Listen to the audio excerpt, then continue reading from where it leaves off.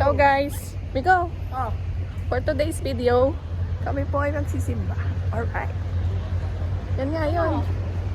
Ito nga. Yeah. Ano yan? For today's video, tayo magsisimba. Kita niya. Simbahan. Yan. Amen.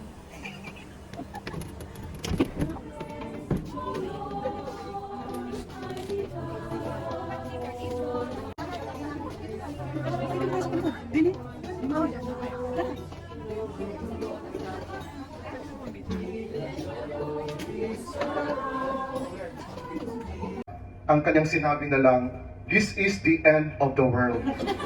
At ang sabi ng mga tao, "Thanks be to God." Yung mga tulog patulog-tulog. Sabi ng first reader, "This is the end of the world. Thanks be to God." Amen. Ano ba dapat? The word of the Lord. Yun. Or this is the word of the Lord. Sa takot niya, this is the end of the world. Tanong ngayon, ano kaya ang mararamdaman natin kapag nabalitaan natin magtatapos na ang mundo? Ito ba'y tatanggapin natin na good news or bad news? Magiging masaya ba tayo o matakot sa ganitong balita? At sa katunayan, marami sa atin ang makakaramdam ng takot kapag narinig natin may mga hula o nagsasabi tungkol sa pagwawakas ng mundo. At syempre, alam natin, napakarami na pong propesiya o mga nagsasabi tungkol sa katapusan ng mundo. At ito ay narinig natin. So siguro yung mga napanganak na before year 2000, bago mag year 2000, may balibalita na, pag tumuntong ang 2000, mayroong Y2K virus. Ma-reset ang yung mga cellphone, computers, magbabalik yung, ewan ko, maraming mangyayari hindi maganda, magwawakas na ang mundo, at marami ang natakot. So ang iba ng ibang bundok, ang iba pumasok sa kuweba, dahil magwawakas na nga ang mundo. Pero ano na ngayon, 2024? Buhay pa rin tayo. At maliksing-maliksi at buhay na buhay, hindi rin nagwakas ang mundo. Pero sa banal na kasulatan, ito ay naglalaman ng mga hula tungkol sa katapusan ng mundo o panahon. At ito ay tinatawag na apocalyptic writings. Mga sulatin na naghahayag ng mahiwagang katotohanan tungkol sa Diyos, takbo ng buhay natin, at ang katapusan ng mundo. At bahagi nitong apocalyptic writings, ang unang pagbasa natin ngayon, na sulat ni Propeta Daniel, at ang ating ebanghelyo na nanggaling kay San Marcos na narinig natin sa linggong ito. At sinasabi dito ni Propeta Daniel, ang panahon ng malaking kapighatian na hindi pa naranasan hanggang ngayon ay darating.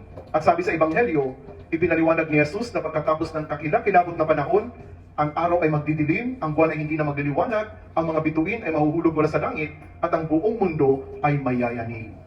So, ano kaya yung ating gagawin? Nasa halip tayo po ay magpanik o matakot, tayo mga Kristiyano dapat maging hopeful sa paghihintay sa araw na ito. Ang muling pagbabalik ni Jesus, ang araw ng kaligtasan, kung kailan magwawakas na ang ating mga pasakit o ang kamatayan. At ang pag-asa, hindi ang takot ang dapat maghari sa bawat mananampalataya sa ating pag-asam sa pangalawang pagbabalik ng ating Panginoon. Kaya nga maliban sa Diyos Ama na binanggit sa ating ebanghelyo, walang ibang makakaalam ng araw o ng oras ng katapusan ng mundo, at ito'y siguro paraan ng Diyos para talaga sukatin kung gaano tayo katapat sa Kanya.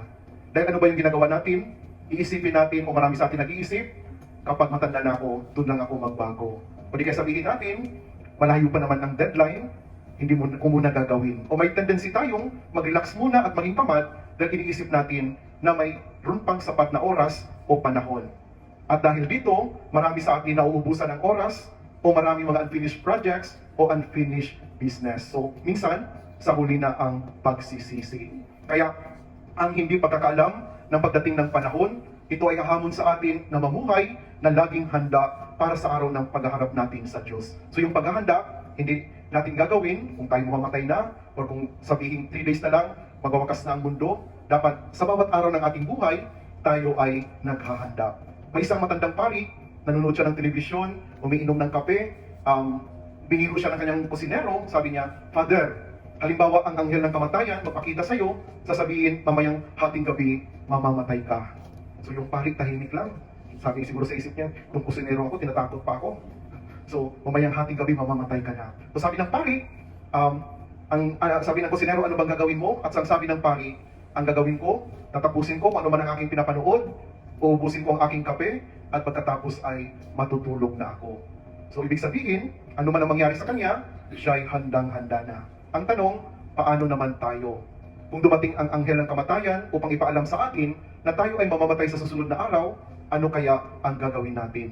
Siguro marami sa atin tatakbo sa simbahan, magdasal. Siguro marami sa atin hihingi ng tawad. O marami sa atin makipagsundo sa mga kaaway nila o kaaway natin. O marami sa atin magbayad na ng utang. Ay, wag na lang, mamamatay din ako. Weeks na lang. So, may mga gagawin tayo. Kaya ang tanong, bakit hintayin pa natin ang pagdating ng wakas ng sanlibutan bago gawin ang nararapat o dapat gawin? Bakit hindi natin gawin ang dapat na gawin natin ngayon? Dahil itinuturo sa atin na huwag nang ipapabukas ang maaaring magagawa natin sa araw na ito. Kaya gawin natin ang tama ngayon at huwag nating hintayin ang bukas. Kaya mahalaga po ang aral na ipinaparating sa atin ng mga pagbasa natin sa ika-33 linggo sa karaniwang panahon. Totoo, muling babalik ang ating Panginoon. Totoo, magwawakas ang sanlibutan. Totoo, yung mga sinasabi dito ay mangyayari, subalit hindi nga natin alam kung kailan ito mangyayari. Kaya ang hamon sa atin ay yung paghahanda at pagiging vigilance, tagapagmasid o nagmamasid ng mabuti, gumagawa ng dapat kampanya natin bilang mga tagasunod ng ating Panginoon. Dahil anytime, anywhere, pag yun nga ay haharap tayo sa Diyos, ito'y totoong mangyayari. So halimbawa, ikaw po ay nagsimba at English ang misa, mayroon ditong first reader na natakot at kinabahan at sinabing, "This is the end of the world." Ano ang inyong tugon? Nahiya pa. Salamat sa Diyos.